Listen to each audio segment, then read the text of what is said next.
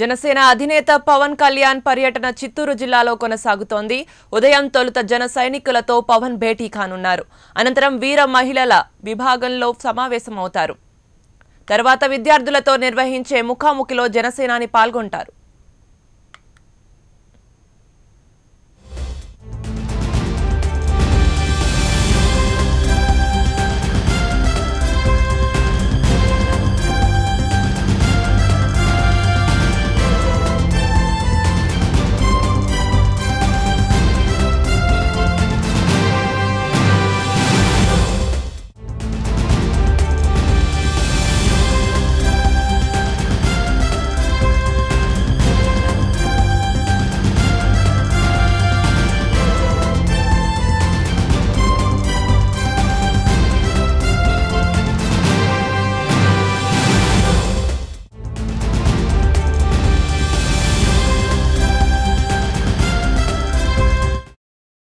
జనసేన అధినేత పవన్ కళ్యాణ్ పర్యటన చిత్తూరు జిల్లాలో కొనసాగుతోంది.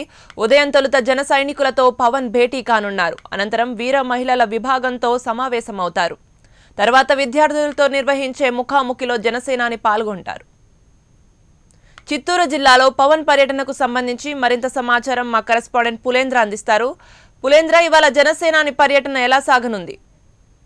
మాధురి, జనసేన అధినేత పవన్ కళ్యాణ్ చిత్తూరు జిల్లాలో తన రెండో రోజు పర్యటన కొనసాగిపోతున్నారు. మరికొద్ది సేపట్లో పవన్ కళ్యాణ్ చిత్తూరు జిల్లాకు చెందినటువంటి కార్యకర్తలతోనూ కేడర్ తోనూ ప్రత్యేకంగా భేటీ కాబోతున్నారు. ముందుగా కార్యకర్తలతో భేటీ కాబోతున్నారు. అదేవిధంగా తర్వాత చిత్తూరు జిల్లాకు చెందినటువంటి ప్రముఖ నాయకులతో పవన్ కళ్యాణ్ భేటీ కాబోతున్నారు. ఆ తర్వాత వీర మహిళా విభాగంతో ప్రత్యేకంగా భేటీ కాబోతున్నారు. ముఖ్యంగా 2019 ఎలక్షన్ లో ఏ విధంగా ముందుకెళ్తున్నాం అనే దాని మీద ఒక మేనిఫెస్టోను, అదేవిధంగా పార్టీ సిద్ధాంతాలను, తన భవిష్యత్ కార్యాచరణను వారికి వివరించబోతున్నారు.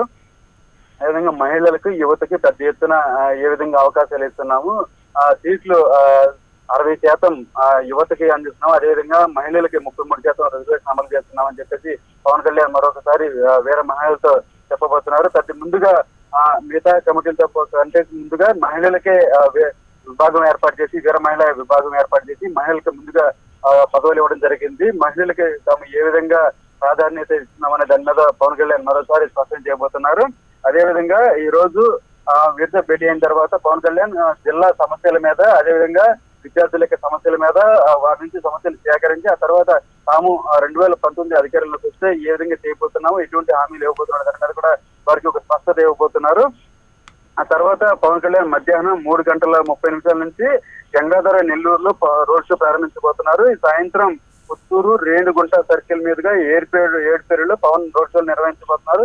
ఏడుపేరులో పవన్ కార్యకర్తలు ఉద్దేశించి బహిరంగ సభలో మాట్లాడే అవకాశం కూడా కనిపిస్తా ఉంది. మొత్తానికి నిన్న నుంచి కూడా చూసుకుంటే కర్ణాటక, తమిళనాడు, చిత్తూరు ఈ 3 జిల్లాలకు చెందిన ఆంధ్ర రాష్ట్రం 3 రాష్ట్రాలకు సంబంధించిన కార్యకర్తలు, అభిమానులు భారీ ఎత్తున పవన్ కళ్యాణ్ సభలకు హాజరవుతున్న పరిస్థితి ఎక్కడ చూసినా కూడా చిత్తూరు జిల్లా వ్యాప్తంగా కూడా పెద్ద ఎత్తున పవన్ కళ్యాణ్ కి ఘన స్వాగతం పలుకుతున్నారు.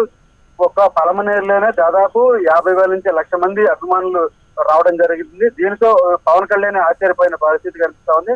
నిన్న చిత్తూరు సభలో కూడా అదే పవన్ కళ్యాణ్ స్పష్టం చేయడం జరిగింది. ఎక్కడే లేనంత అభిమానం రాయలసీమలో తనకు వస్తుంది. యువత పెద్ద ఎత్తున మార్పు కోరుకుంటున్నారు. గత పాలకులు ముఖ్యంగా రాయలసీమ నుంచి ఎక్కువ మంది సీఎంలు అయినా కూడా రాయలసీమ అభివృద్ధికి పాటుపడలేదు. రాయలసీమ యువతకు ఉద్యోగ అవకాశాలు కల్పించకుండా నిరాదరణకు గురి చేశారు.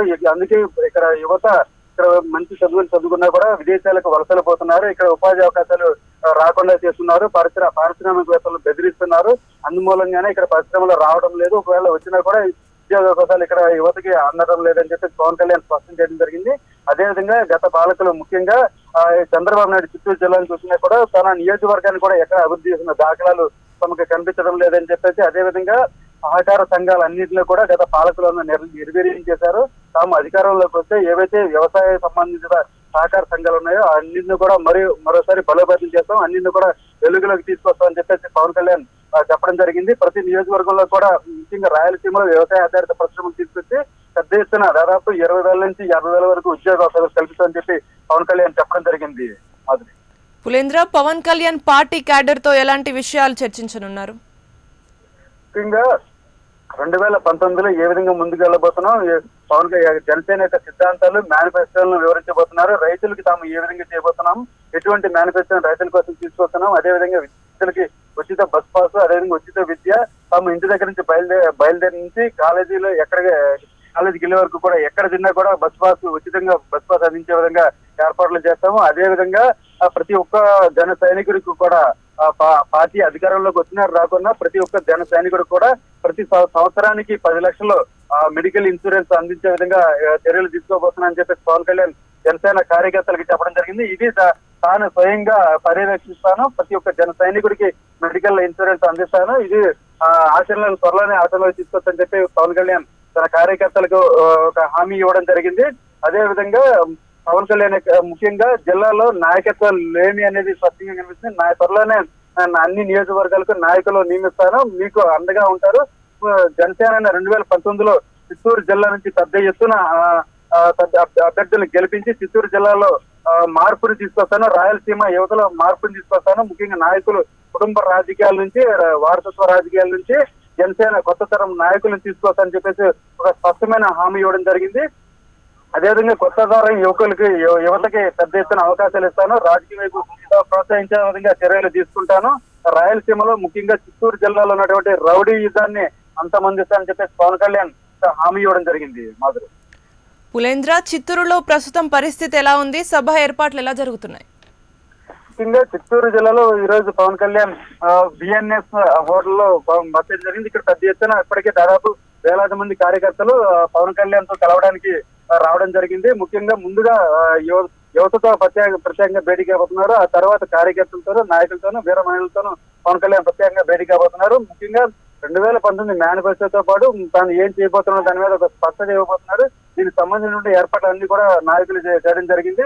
ఈ తర్వాత రోడ్ షో పాల్గొనబోతున్నారు. రోడ్ షో మార్గం ద్వారా ఏర్పేడు చేరుకోబోతున్నారు. ఏర్పేడు తర్వాత ఈ రోజు రాత్రికి నెల్లూరు చేరుకుని నెల్లూరులో పవన్ కళ్యాణ్ రాత్రి బస చేయబోతున్నారు. Okay, right. Thank you Pulendra.